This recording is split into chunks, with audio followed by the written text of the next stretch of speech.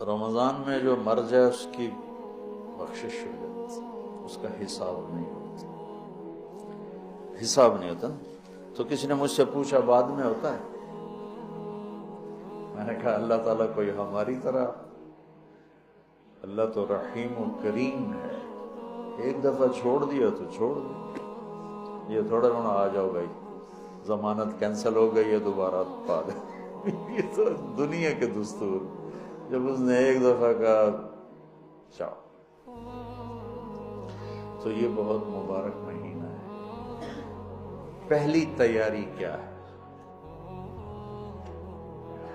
میں آپ سب سے ایک بات پوچھتا ہوں،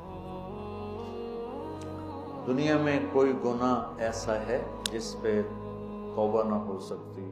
اللہ نہیں، جتنی مرضی توبہ کر نہیں معاف کرو، کوئی ہے؟ کیوں بھائی؟ کوئی گناہ مسلمان کر رہا ہے، غیر مسلم کر رہا ہے، ایک حدیث کو جوڑ کے کہ میرا اللہ فرماتا ہے کہ اگر میں دنیا میں کسی کو عذاب دیتا نقد تو سب سے پہلے اسے عذاب دیتا جو میری رحمت سے مایوس ہے۔ ٹھیک ہوگی؟ دنیا میں کوئی جرم ایسا نہیں جس کی توبہ نہ ہو، اس کی معافی نہ ہو۔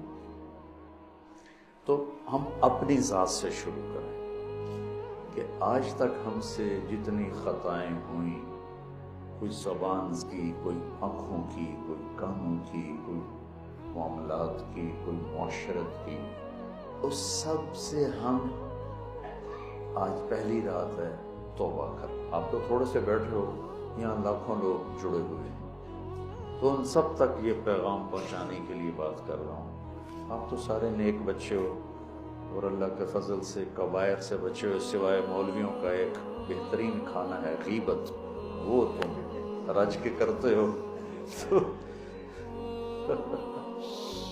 اچھا، یہ تمہیں کبھی خیال آیا کہ میں شراب پیوں؟ سچ بولو، شراب پینا چھوٹا گناہ ہے کہ غیبت کرنا ہے؟